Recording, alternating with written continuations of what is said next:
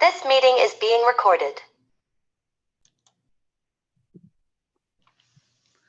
All right, welcome everyone to our Miracles by Design course. We are so excited. We have so much amazing information to share with you guys. So many things that are truly life-changing, and we'll just be there to kind of help you. I know you guys are all doing amazing with everything that you're doing. This is just going to help us push us to that next level and reach those goals that we've been striving for, and just creating that life that we really want to have, and just finding those ways we can tweak things to make them better. I am Jamie Perkins, and just a little quick bit about me. I'm a mom of 6 kids, ages 18 down to 9. Been married 21 years and live in Colorado. Just moved about a month ago, about 20 minutes. So I'm still in Colorado, but love it here. And I'm a certified emotion code and body code practitioner, and just passionate about helping people feel better, whatever that looks like. If that's emotional, if that's physical, if that's mental, spiritual, whatever. I like to help people thrive rather than survive. And so that's one thing we're really focused on in this course right here. And we're excited to be here with you and to have you with us. So I'm going to turn it over to Tracy to introduce herself. Hi, thank you. Guys all know me. But I am Tracy Jo Rollins, and I am MOM, which is not made of many, it's mom of 7. And I'm an artist. I am a mental fitness coach and mindset master, and I facilitate mindset mastery. I am so excited about the 6-week course that you are embarking on and what you're about to learn here. I think it's fundamental to our health, our wellness, our relationships, our finances, and all those categories that we would love to just be improving in. So you're going to get some nuggets here that are going to help you. Our course is called, are we calling it Design Your Miracles? Design, say the name of it. You're like, what? Miracles by Design. Miracles by Design. Don't you love it? Miracles by Design. And design, we use the word design, and we have, so here's our acronym. It's really cool. So design, D is today, which is your dreams become reality. And then day 2 is E, envision your goal. And then day 3 is S, which is spark ideas. Day 4 is I, inspired action. And day 5 is G, gratitude is key. And day 6 is N, next right step. I remember when we were creating the acronym and the word design, and we came up with all of that. And I felt like it all just fell together and flowed so perfectly for what we have to offer. So I'm excited. So with day 1, let me see my little notes here. All right. So today, getting your dreams to reality. I think, Barb, were you going to talk a little bit about, you're going to introduce yourself and talk a little bit about a couple of things before I get going? All right, yes. So I'm going to turn the time over to Miss Barb Bergman. Well, we're so excited, like we said, to have you. We've been preparing for this for months, and we have truly felt inspired with everything that we've put together. We're so glad that you joined us for our 4-day challenge, and it almost makes me a little emotional with all the things that you all have shared, because we're very passionate about helping and uplifting others, and particularly women. And so in watching so many of you with taking and running with Miracle Morning and vision boards and so many of the other tools that we shared just in our little short 4-day challenge, I'm so inspired. And I know that they only work if you use them and truly work them. So today, as Jamie said, we're going to talk about dreams become reality. And just to start out with, I I was chuckling because I was talking with Jamie and Tracy, and I said, "Do you know, have you ever gone to like Time Out for Women, or a retreat for women, or education week, or you've taken a course, you've paid a lot of money, you've done homework, you've really worked hard in it, and you just want to share that information. You just want to scream it from the rooftops. You want to grab your husband or your kids and you just want to pour into them like you've been poured into." But sometimes we go away to a retreat, or we attend some kind of education, and we come home, and what happens? You know, a day or two goes by, and doesn't reality just kind of hit? Sometimes like, and I remember when kids were younger, sometimes I'd leave the younger kids with my husband or my oldest daughter, and you would come home, and I don't know about you guys, but chaos in the house, and you just think, oh, okay, well, I'm going to gather everybody. We're going to do a family home evening, and I'm going to pour into them all this that I've learned. And about 3 days later, you're just like, well, it was so inspiring and I learned so much, but do you utilize what you learned? Sometimes we do little pieces, but if you're like me, you just have all these visions of all the things you're going to change, and maybe some things change a little bit, but not that grand vision of what we want. So I love that we can take bite-sized bits of information and really just implement them. And that's why I say I was so inspired in watching some of you post, as some of you have shared, and in watching you create even little miracles with our 4-day challenge. And so we want to do a few things. We want to help build belief. We want to talk about how miracles truly, really exist, both on the daily and then bigger miracles. And then how do you create miracles? As we envision what we want, how do we create that? And so we're going to, I'm going to turn the time over to Tracy, and she's going to go into some tips and tools, and then we've got some homework for you at the end. So Tracy, take it away. Awesome. Okay, so I'm going to ask you, have you guys ever heard of the book called The 4 Tendencies? No? All right, so what we're going to do is we're going to take a little quiz. So I hope you have a paper and a pen handy, a notebook or something. If you don't, go get one and join back. And then I am going to, I'm going to read you the questions from the 4 Tendency quiz, and you're going to answer them. And what this is a book about, I don't know if you guys have ever taken any of those personality quizzes. You ever done anything like that? The Briggs and Myers, that kind of stuff. This is just a very short, should be done in 5 minutes. This lady, the author of the book, proposes that we have these 4 tendencies. And one is an upholder, and one is an obliger, and one is a questioner, and the other one is a rebel.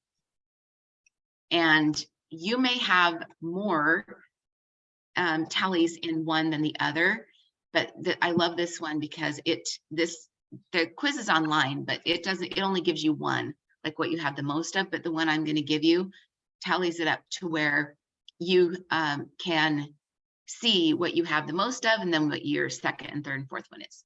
So it just helps you understand a little bit more about how your brain thinks, and helps us understand a little bit more about how your brain thinks. And you're going to want your kids to take it, and your spouse to take it, and everybody you're going to be walking around going, she's a questioner. Oh, she's an upholder. Oh, that one's a rebel, So it's kind of fun to do this. All right, so everybody ready for the quiz?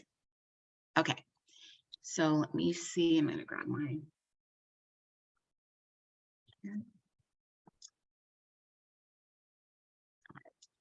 So Jamie's going to put the questions up, but I'm going to read them as well.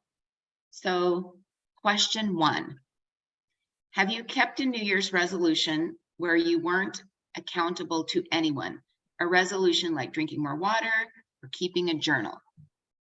So these are A, B, C, D, multiple choice. You get to pick which one is the answer for you.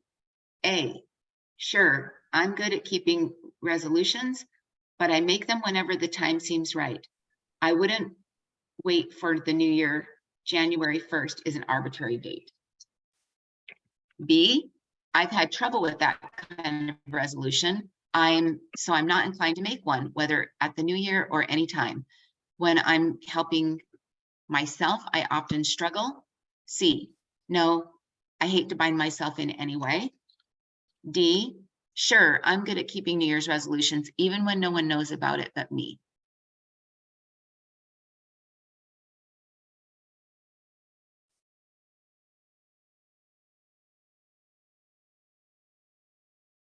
Just kind of raise your hand when you're finished picking your answer.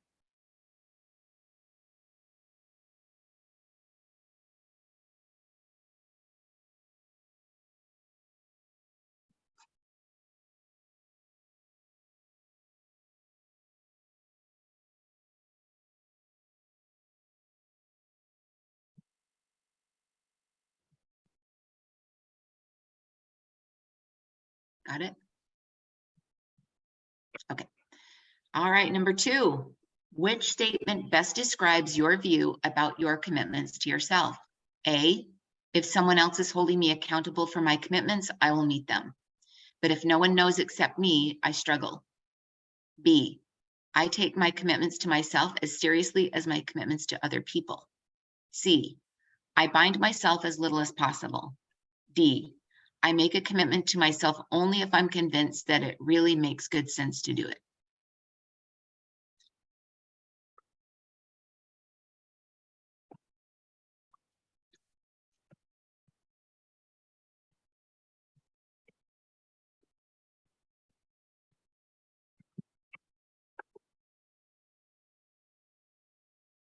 When you got number 2, just raise your hand. All right, number 3. At times we feel frustrated by ourselves. Are you most likely to feel frustrated because A, I can't take a break from my usual habits or violate the rules even when I want to? B, I can take time for other people, but I can't take time for myself. C, as soon as someone expects me to do something, I don't want to do it. D, my constant need for more information exhausts me.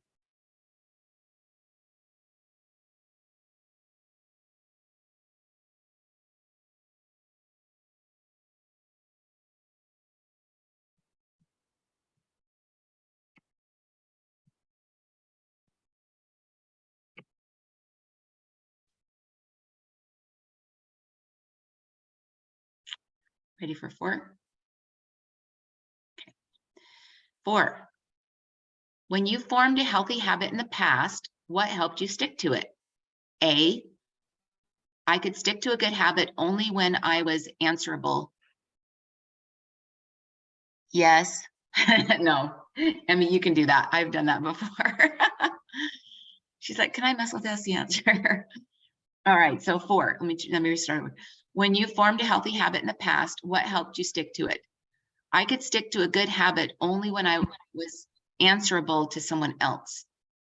B, I usually don't choose to bind myself in advance to a particular course of action. C, I'm pretty good at sticking to habits even when no one else cares. D, doing a lot of research and customization about why and how I might keep that habit.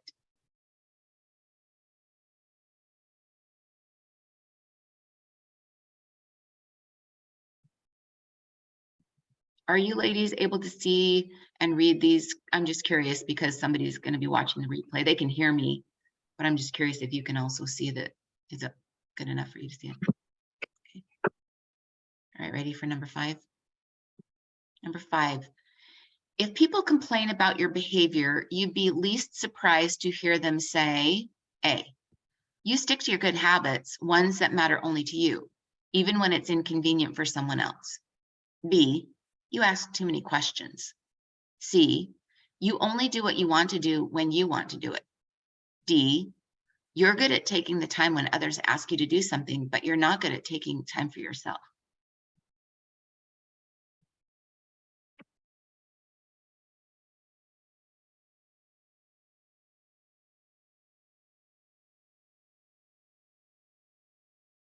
I think, is that Bobby that joined us?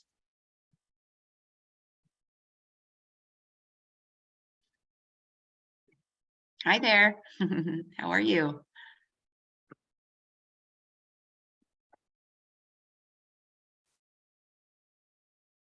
Okay, everybody ready to move on? All right, 6. Which description suits you best? Disciplined. Okay, that's A. Disciplined, sometimes even when it doesn't make sense. B. Asks the necessary questions. C. Refuses to be bossed by others. D.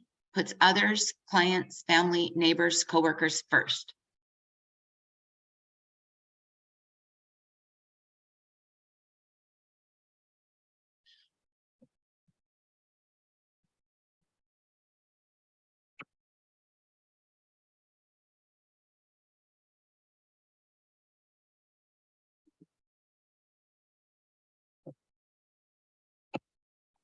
Did you guys get number 6, or did you need that one again up again? If you need me to read 6, I have it right here. I can read it off the paper. You need it again? Okay, I'll read it. Number 6, which description suits you best? A, disciplined, sometimes even when it doesn't make sense. B, asks necessary questions. C, refuses to be bossed by others. D, puts others, clients, family, neighbors, coworkers first.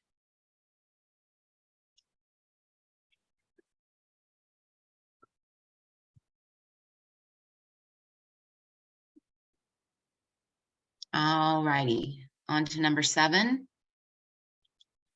People get frustrated with me because if they ask me to do something, I'm less likely to do it, even if they're a boss or a client.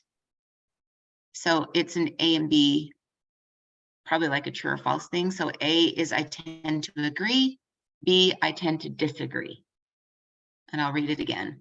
People get frustrated with me because if they ask me to do something, I'm less likely to do it, even if they're a boss or client.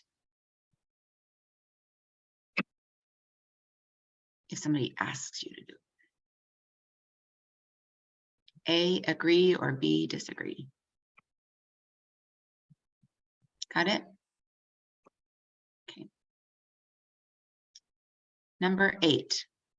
I do what I think makes the most sense according to my judgment, even if that means ignoring the rules or other people's expectations.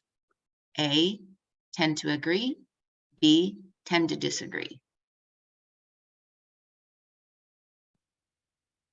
I do what I think makes the most sense according to my judgment, even if that means ignoring the rules or other people's expectations.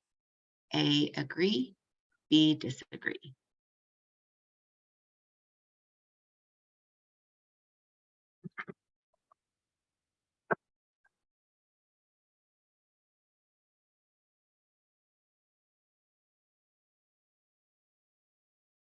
Ready to move on?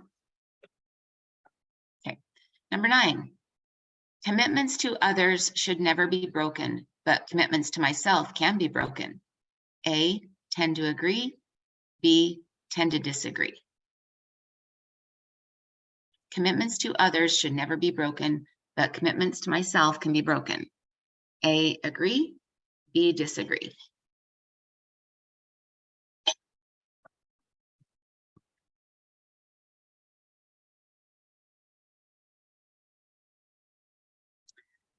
All right, moving on to 10. Sometimes I won't do something I want to do because someone wants me to do it. A, tend to agree. B, tend to disagree.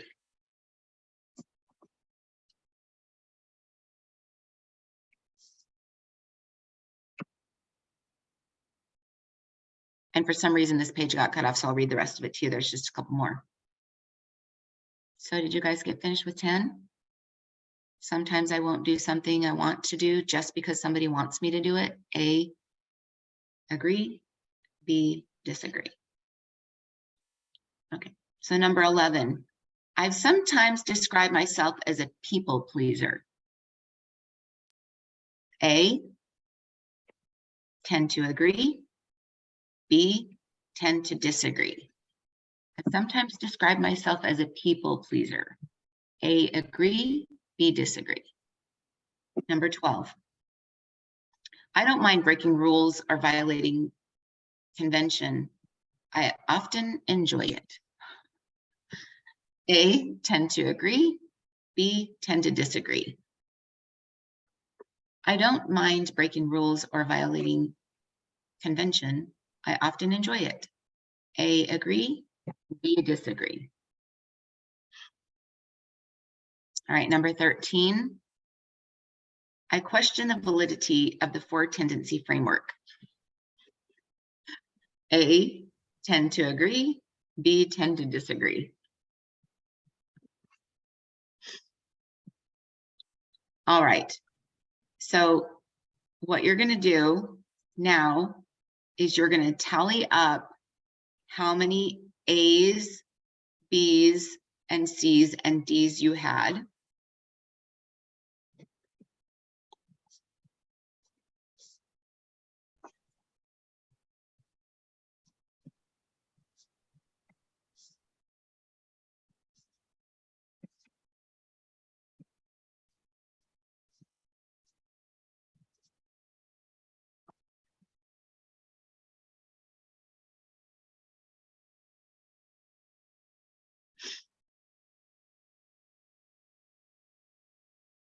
When you're finished, just give me a little nod or raise your hand. One more minute.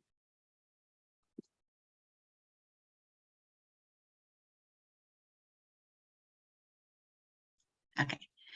All right, so A is a questioner.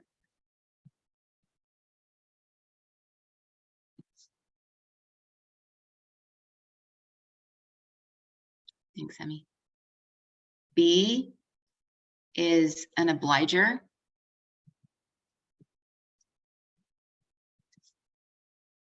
C is a rebel. And D is an upholder.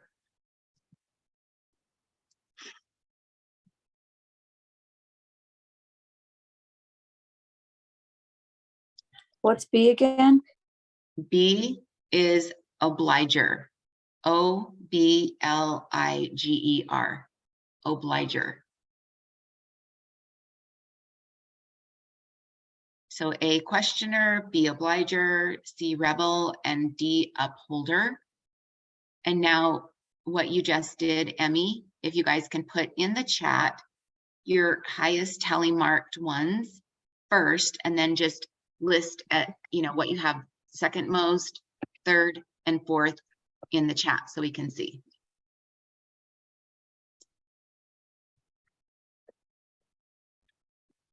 I met someone who had like equal of all, and I was like, you rock. Okay, so Jamie, do you want to read them for us? You want me to read the chat? Yeah, read each person's what they are. All right, Marcianne is an obliger, questioner, rebel, and upholder. I'm the next one, and I'm an obliger, questioner, upholder, and then rebel. Laura is a questioner, upholder, obliger, then rebel. And anybody else get theirs in real quick? Barb is a questioner, obliger. Did you have any of the other two, Barb? Then upholder and rebel. Upholder and rebel. Okay. Emmy is an obliger, upholder, questioner, and rebel. Awesome. So we're going to go over in one of our following days a little bit more about what all of this means. I'll just give you a little nutshell. So, and I laugh because, well, I'll tell you these first and then I'll tell you what I am. So a questioner is a person who wants to get all the information before they make a decision. And by the way, there's good all of the, like you get your kryptonite and your superpower, right? You're in each thing. So in the questionnaire, you are thorough with your research and you know everything about it before you jump in. The thing that can happen to the questionnaire is they can get analysis paralysis by just continuing to go around and look at the information, and not come to a decision. So that's where you need to be careful, questioners. And then an obliger is someone who will put others first and help everybody. And we all love obligers. We want them for our friends because they're always there helping and doing for us. But what the obliger needs to be careful of is that they tend to not be the ones that are taking care of themselves. So they might put themselves last on the totem pole, and they can get obliger burnout. And then when they do that, they turn to a rebel. So make sure you don't get obliger burnout. And then, so the next one is rebel. And, when we think of rebel, we're like, oh, we're not rebels, but a rebel is a rebel with a cause. And we love rebels because those are the people that fight for freedom. They're the ones that have a heart for a mission, and they will do whatever it is to fulfill their mission. But on the other hand, with a rebel, and if you have a rebel person in your family, it's good to know some of these things, like they definitely need a choice. So if you have a rebel, it's, would you like to do A or B? You don't approach and say, hey, get your chores done. Oh, I have a rebel. And I have 2 rebels in my family. And I learned the hard way because, they wanted, hey, do you want to do the dishes or sweep and mop? And that way it was all about their own decision making. So the rebel has to be a little bit careful about not doing, because they will want to do something, but they won't do it because you told them so. And if you butt heads with them, they'll push even farther back and be kind of stubborn about getting it done, even though they really wanted to do it. So the last one is upholder. And an upholder is a person that is letter of law. They follow the rules and they're on time to everything, and they keep their commitments to themselves no matter what. Like they take action on and do the things that they say they're going to do. And you want an upholder to be your friend because they will hold you accountable for what you say you're going to do. Like if they tell you they'll be at the gym with you at 5 a.m., they'll show up. Okay. So that's an upholder. Now mine, I don't remember my last 2. I think they're pretty equal, but my first one is upholder and my second one is rebel. How does that work? I'm always rebelling against the rules, but I'm keeping all the rules. So what I do is I just make my own rules and keep them. So with upholders, you have to be careful because, I mean, you can overcommit and paint yourself into a corner, because I'm going to uphold and do the things I say I'm going to do, but I'm always like, yes, I can do that. Yes, I can do that. Yes, I can do that. And if you do that, you're upholding all of these things. And then you find that you've weighed yourself down with a lot of commitments, but your upholder heart is going to tell you that you have to keep all those appointments. So upholding is good to a point. And then, like I said, there's a kryptonite to all of them.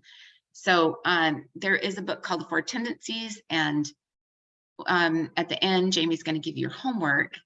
And that's going to be one of your homework assignments. And you don't have to do it all by next week for reading the book, but we just encourage you to go and learn a little bit more. And it's so fun to learn a little bit more about these tendencies. And she has, she'll have a chapter on each one, and then how to treat the person that that has these certain tendencies. So I thought that would be kind of fun for us to get to know what each other is. So Marcy-Ann, remind me what your top one was. Well, I kind of had some secondary answers, so I'm kind of all over the place because sometimes I'm like, it could be this or it could be this. So, do you see her questioning the test? Yeah, but ironically, the questioning on both ways are pretty much my lowest thing. Both ways that I can figure it out. Okay. Well, that's not true. It was second on one, and then it was lowest on the others, but. So I'm just kind of all over the place. Okay, so what do you think your top one is? I think I am both an obliger and a upholder, kind of like Okay. a split between those two. And then I would go questioner and then rebel. Okay. I know you think I know I do ask questions, but I don't think that that is my go-to. I only ask questions that seem really foreign to me. But I think a lot of things I don't ask a lot of questions about because I feel like I can generally get a good sense of that's right, that's wrong for me. But if it's something I'm unclear, then I ask a lot of questions about it. Yeah, I totally see you as an upholder. I see you upholding a lot of the commitments that you make and things like that. So that makes sense. How about you, Emmy? What was your first one? Just give me your top three. My top one was an obliger, and then my next one was an upholder. But I was kind of like the last gal. Sorry, my kid was talking, so I didn't hear her name. But I either could go upholder at 4, or I was in a questioner at 4, because that one of the answers was A or D. So, you know, either Well, or. and it's a little rigged because you have to have a lot of A's or B's, whether you want them or not, the way the questions are set up. You don't have the A, B, C, D the whole way through. True. I agree with that one. Okay. All right. So Laura, what was your top two? So my top one is questioner, which I agree with. It has my second one as upholder, but I would disagree with that. I would say I'm more of a questioner obliger, and then maybe an upholder. You know what? I feel that as about you as well. I think you're like definitely you have some obliger in you and some upholder, but the questioner for sure. So that's pretty cool. You know, like somebody said, well, is this just the way that we are? And I said, no, you can work on these things. You know, you can work on your personality and you can, you know, improve things that you want to improve on. So this is just for fun and to get to know like a little bit more about each other. And so thank you for taking the 4 tendency quiz. All right, so moving on. The next thing that we're going to do is we're going to take about 5 minutes and just set your timer when you go off this, when you can just mute yourself or whatever, but we're going to take 5 minutes to write what you would love to have happen in your 2023 in these 4 topics. 1, relationships. 2, finances. 3, health. And 4, spiritual.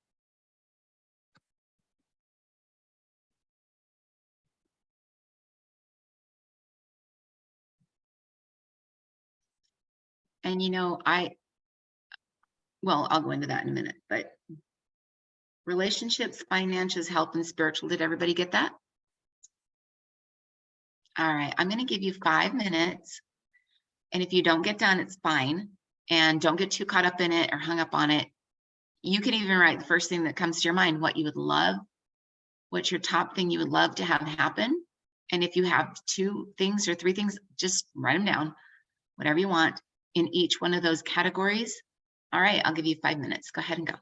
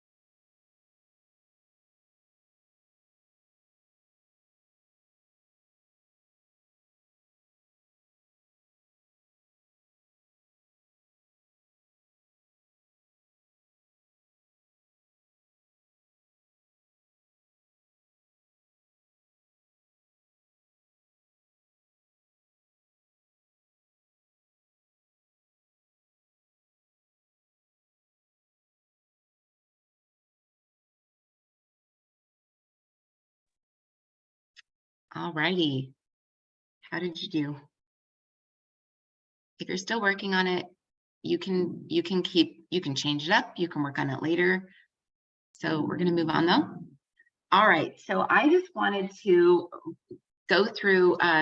So if you were on the 4-day challenge, I know that you already heard about the Summer of Leaks, but I just want to review that for some of our listeners that may not have heard this before and were maybe not on our 4-day challenge that have joined our course. So Summer of Leaks is an experience that I had last summer when I was taking care of a friend's resort. And this friend, he's pretty amazing. It's called Wrangler's Roost. It used to be an old stagecoach stop. So they have 2 giant wells on the resort that they water all of the trees and plants with, and it supplies water to 3 of their Western ranch houses out there. So I was out there taking care of the wells and watering all the plants over the summer while they were in Hawaii doing some business. And I was having an event at one of the ranch houses, and everybody came and we were very excited to get started. And my son, who is 15 years old, was staying with me and helping me take care of the resort. And I had watered all the plants that morning, and I had switched wells because one of them was pretty low. And that was my job, was to make sure that the wells did not run out of water, no matter what. They couldn't get below this certain amount or we were in big trouble. So I always kept track of the wells every day, every night I looked at them.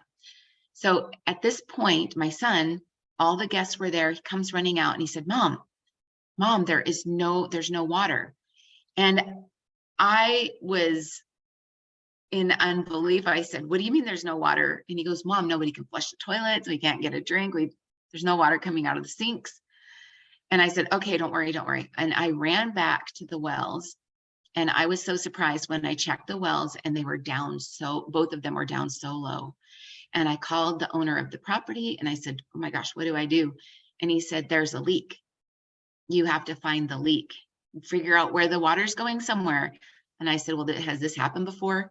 Yeah, it's happened before, but it's, a pipe is broke or something's happened, and you walk the property and you'll see there will be water somewhere on the property that you'll find the leak. And, I just kept praying and praying, and something else had happened during that week. Everything had been going really well. And all of a sudden, my car, I was driving it, and it was sitting at the ranch, and we had been there for about a month. And so hang on one second. I just have to fix something here. Okay. So I was just trying to figure out, I was in my car. That's where it was. I was in my car, and I started driving off the ranch to go pick up something, and my car wouldn't drive. It only would drive 30 miles an hour. So I drove it straight to the dealership, just put my flashers on and took all the back roads I could and got to the dealership. And then they told me that rats had chewed my wires. So then I was calling my insurance, and they said, yeah, we'll cover it. And then they said, well, we can't cover it because it's not really even your car. So that was surprising, because I just bought the car 6 months previous. And they said, no, this VIN number belongs to somebody in another city. It's not your vehicle, so we can't help you. So that happened. And then I had to get a rental car. And by the time I got back, my right arm had stopped working. And also got a call from a lady who was doing, I'm an artist, so I got a call from a lady who was doing an art class. And she said, oh, we're canceling the birthday party, something came up. And then I got another call in a matter of a week. 3 people had canceled their art classes, which is part of my income. And then I was watching the money dwindle out of my bank account and not knowing how it was going to get filled back up. And now the wells were leaking, and I had all these people, and I just went outside and I said, Heavenly Father, I need help. What am I going to do? And I heard this voice say, Tracy, find the leaks in your life. And I had this picture in my mind of a bucket and how us as women, we are just always like, have you ever heard about filling your bucket? Or I'll use another analogy, like if you're on an airplane and they tell you about the oxygen mask, who do you put the oxygen mask on first? Yourself, right? Before you put it on your child. So you're supposed to take care of yourself first. So that's filling our buckets. Like we can't give or serve, all of you obligers out there, right? You can't give and serve with an empty bucket. So you've got to keep filling your bucket yourself. And I felt like I was really filling my bucket.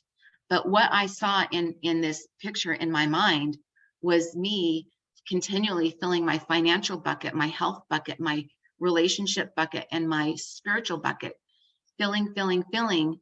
But then I saw me lifting up that bucket, and I saw in the bottom of the bucket, there were holes in the bottom and things were leaking out of the bottom of the bucket. And with that visual, I imagined how, anybody would feel that has a leaky bucket.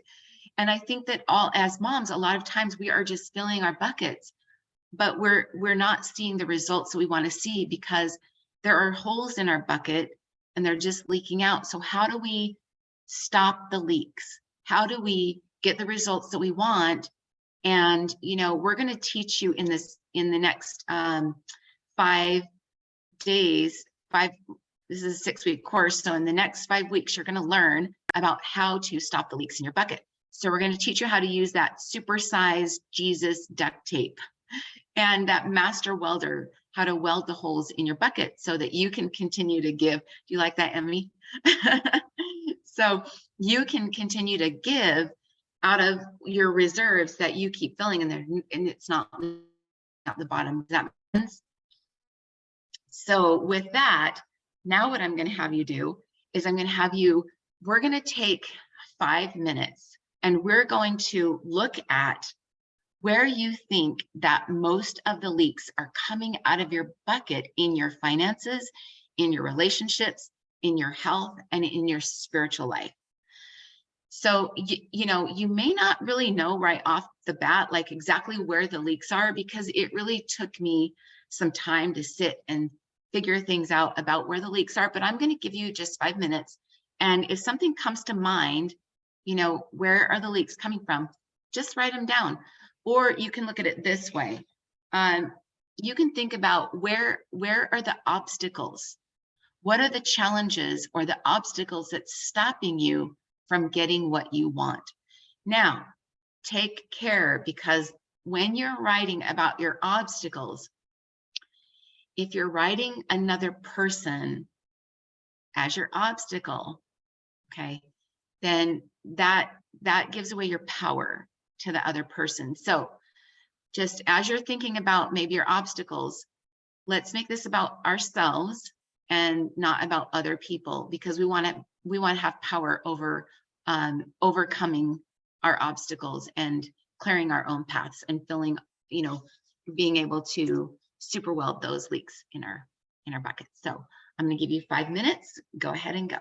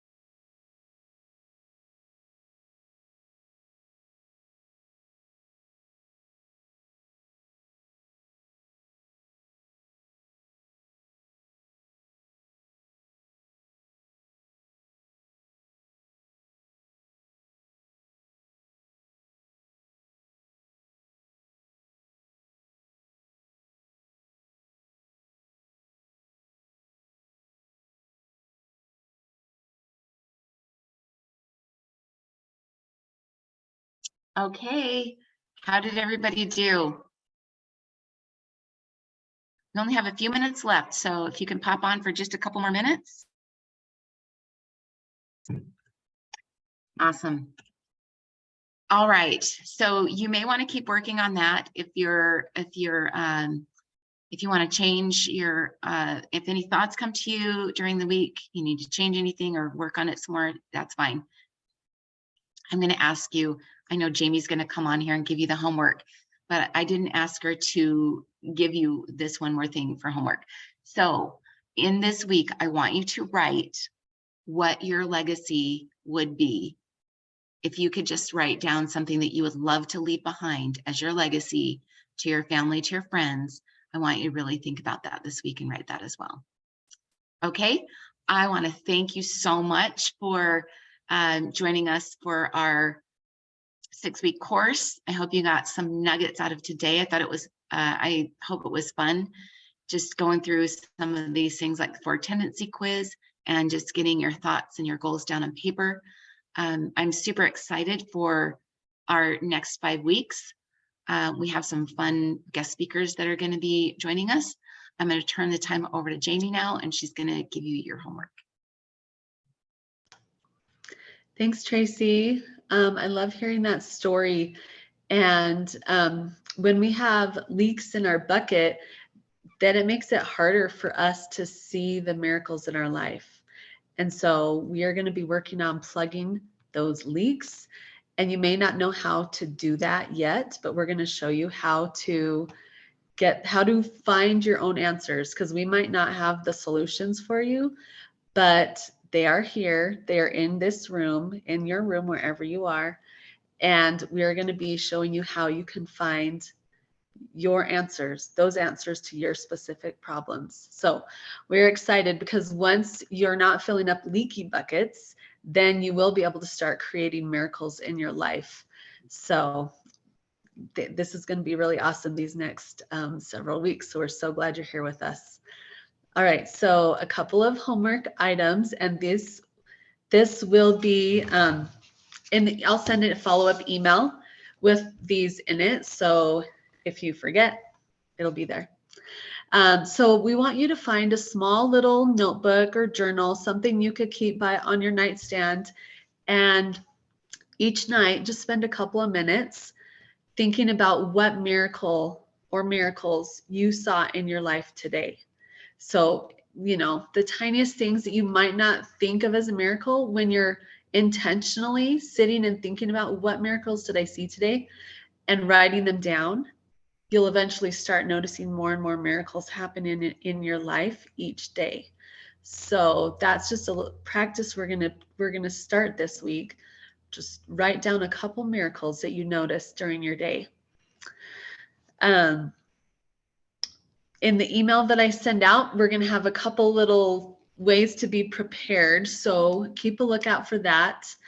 Next week, come with your vision board, whatever it looks like. We're going to go deeper into that.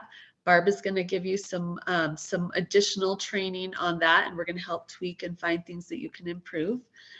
And as Tracy said,